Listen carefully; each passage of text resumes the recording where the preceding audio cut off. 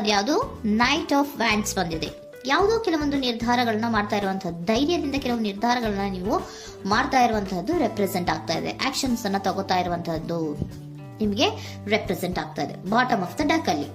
Okay, in near ಪಾಸ್ಟಿನಲ್ಲಿ ಏನಾಗಿದೆ? ನಿಮ್ಮ ಲವ್ ಲೈಫಿನ ವಿಚಾರವಾಗಿದ್ರೆ ದ ಫೂಲ್ ಕಾರ್ಡ್ ರೆಪ್ರೆಸೆಂಟ್ ಆಗಿದೆ. ತುಂಬಾನೇ ಚೆನ್ನಾಗಿದೆ, ಜಾಯ್ಫುಲ್ ಆಗಿತ್ತು, ಬಿಗಿನಿಂಗ್ ತುಂಬಾ ಚೆನ್ನಾಗೇ ಇದೆ.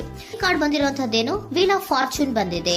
ಸೊ ನಿಮ್ಮ ಲವ್ ಲೈಫಿನ ವಿಚಾರವಾಗಿ ನೀವು ಕೆಲವೊಂದು ಬದಲಾವಣೆಗಳನ್ನ ನೀವು ಮಾಡ್ಕೊಂಡಿರುವಂತಹದ್ದು ಇಲ್ಲಿ ರೆಪ್ರೆಸೆಂಟ್ ಆಗ್ತಾ ಇದೆ.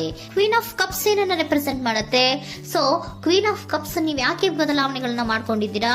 ಕೆಲವೊಂದು ರೀತಿಯ ಸ್ಟೇಬಲ್ ಇರಬೇಕು, ಬಹಳ ಕೇರ್ ಅನ್ನ ಮಾಡ್ತಾ ಇರುವಂತಹದ್ದು, ಲವ್ ಲೈಫಿನ ವಿಚಾರವಾಗಿ ಬಹಳಷ್ಟು ಇಂಟ್ರೆಸ್ಟ್ ಅನ್ನ ತಗೊಂಡಿರುವಂತಹದ್ದು ನಿಯರ್ ಪಾಸ್ಟಿನಲ್ಲಿ ರೆಪ್ರೆಸೆಂಟ್ ಆಗ್ತಾ ಇದೆ. ಓಕೆ, ಎಟ್ ಪ್ರೆಸೆಂಟಿನಲ್ಲಿ ಯಾಕೋ ನಿಮ್ಮಲ್ಲಿ 2 ಆಪ್ಷನ್ಸ್ಗಳು ಇರುವಂತಹದ್ದು ರೆಪ್ರೆಸೆಂಟ್ ಆಗ್ತಾ ಇದೆ.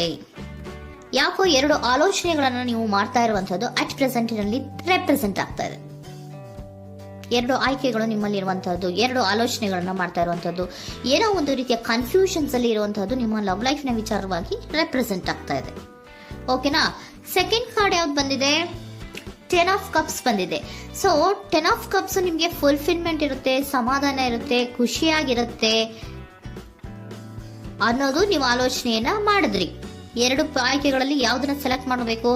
ಸೆಲೆಕ್ಟ್ ಅನ್ನ ಮಾಡ್ಕೊಂಡ್ರೆ ನನಗೆ ಖುಷಿಯಾಗಿರುತ್ತೆ, ಸಮಾಧಾನ ಆಗುತ್ತೆ ಅನ್ನೋಂಥ ಯೋಚನೆಯನ್ನ ಒಂದು ಸಾರಿ ಮಾಡಿದ್ರೆ, ಇದರ ಮತ್ತೊಂದು ಸಾರಿ ನೀವೇನ್ ಅನ್ಕೋತೀರಾ? ಏನಾದ್ರು ನನಗೆ ಇದರಿಂದ ಮೋಸ ಆಗುತ್ತಾ, ಅಥವಾ ಇದರಿಂದ ನನಗೇನಾದ್ರು ತೊಂದರೆ ಆಗುತ್ತಾ, ನಾನು ರಕ್ಷಣೆ ಮಾಡ್ಕೋಬೇಕಾಗತ್ತಾ ಅನ್ನೋಂತಹ ಆಲೋಚನೆಯನ್ನು ಕೂಡ ನೀವು ಮಾಡುವಂತದ್ದು ರೆಪ್ರೆಸೆಂಟ್ ಆಗ್ತಾ ಇದೆ. ಯಾಕೋ ನಿಮ್ಮಲ್ಲಿ ಸಮಾಧಾನ ಇಲ್ಲ, ಕನ್ಫ್ಯೂಷನ್ಸ್ ಇದೆ, 2 ಆಯ್ಕೆಗಳು, ಯಾವ ನಿರ್ಧಾರವನ್ನ ಮಾಡಬೇಕು ಗೊತ್ತಾಗ್ತಿಲ್ಲ.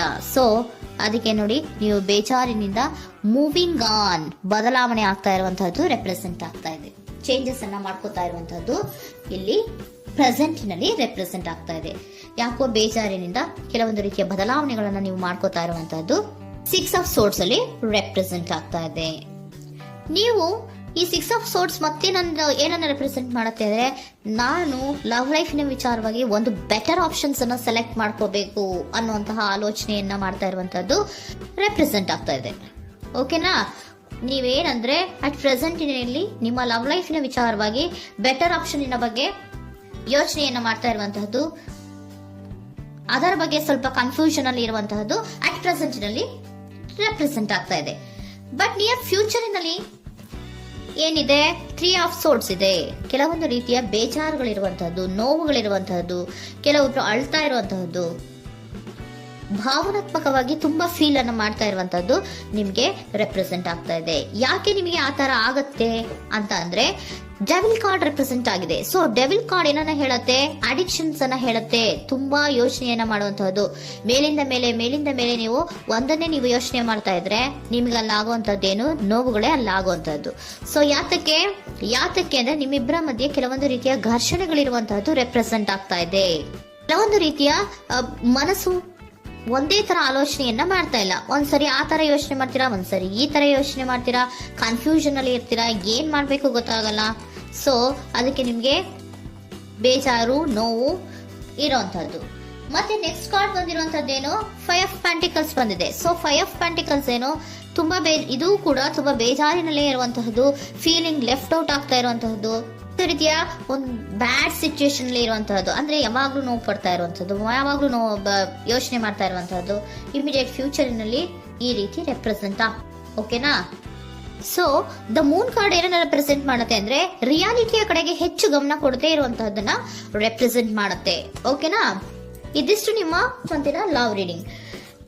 ನೆಕ್ಸ್ಟ್ ಏಂಜಲ್ ಗೈಡೆನ್ಸ್ ನಿಮ್ಗೆ ಏನ್ ಕೊಡ್ತಾರೆ ಅನ್ನೋದನ್ನ ನೋಡೋಣ. ನೋ ಅನ್ನೋಂತ ಆನ್ಸರ್ ಅನ್ನ ಕೊಡ್ತಾ ಇದ್ದಾರೆ.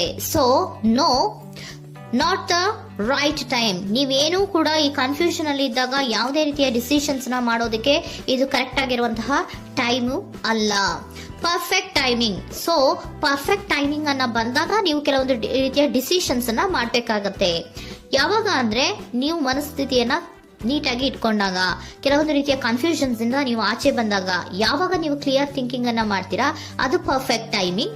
ಸೊ ಆಗ ನಿಮ್ಗೆ ಕೆಲವೊಂದು ರೀತಿಯ ಫರ್ಗಿವ್ನೆಸ್ ಅನ್ನೋದು ಇರುತ್ತೆ ಅನ್ನೋದನ್ನ ಏಂಜಲ್ ಗೈಡೆನ್ಸ್ ನಿಮ್ಗೆ ಹೇಳ್ತಾ ಇದ್ದಾರೆ. ಸೊ ಹಾಗಿದ್ರೆ ಸರೆಂಡರ್ ಕಾರ್ಡ್ಗಳು ನಿಮ್ಗೆ ಏನ್ ಹೇಳುತ್ತಾರೆ ಅನ್ನೋದನ್ನ ನೋಡೋಣ. Surrender to your soul path. Your life journey has been perfectly designed for your soul growth. Embrace every lesson and every moment. ನಮ್ಮ ಜೀವನದಲ್ಲಿ ಬರುವಂತಹ ಎಲ್ಲಾ ಕೆಲವೊಂದು ಮೂಮೆಂಟ್ಗಳನ್ನ ನಾವು ಪರ್ಫೆಕ್ಟ್ ಆಗಿ ದೇವರು ಡಿಸೈನ್ ಮಾಡಿರ್ತಾರೆ. ಅದಂದ್ರೆ ನಮ್ಮ ಲೈಫಿನಲ್ಲಿ ಏನೇನ್ ಆಗ್ಬೇಕು ಅನ್ನೋದನ್ನ ಮುಂಚೆಯೇ ದೇವರು ಬರ್ದಿರ್ತಾರೆ. ಸೊ ಅದು ಹಾಗೆಯೇ ನಡೀತಾ ಇರುತ್ತೆ. ಓಕೆನಾ? ನಾವು ನಮ್ಮ ಲೈಫ್ನಲ್ಲಿ ಬರುವಂತಹ ಪ್ರತಿಯೊಂದು ಲೆಸನ್ಸ್ ಅಥವಾ ಪಾಠಗಳೇನಿರುತ್ತೋ ಅಥವಾ ನಾವು ಏನನ್ನ ನಮ್ಮ ಜೀವನದಲ್ಲಿ ಬರ್ತಾ ಇರುತ್ತೋ ಅದು ಒಂದು ನಮಗೆ ನಮ್ಮ ಲೈಫಿನಲ್ಲಿ ಒಂದು ಲೆಸನ್ ತರ. ಸೊ ಅದನ್ನ ನಾವು ಎವ್ರಿ ಮೂಮೆಂಟ್ ಅನ್ನ ಕೂಡ ನಾವು ಎಂಬ್ರೇಸ್ ಸ್ವೀಕರಿಸಬೇಕು. ಯಾವಾಗ್ಲೂ ಕೂಡ ಅದನ್ನು ಸ್ವೀಕರಿಸಿಕೊಂಡು ಮುಂದೆ ಮುಂದೆ ಹೋಗ್ತಾ ಇರಬೇಕು. ಪ್ರತಿ ನಿಮಿಷವೂ ಕೂಡ ಒಂದೊಂದು ರೀತಿಯ ನಮಗೆ ಪಾಠ ಇದ್ದ ಹಾಗೆ ಅಂತ ಹೇಳ್ತಾ ಇದ್ದಾರೆ. Surrender unhealthy relationship.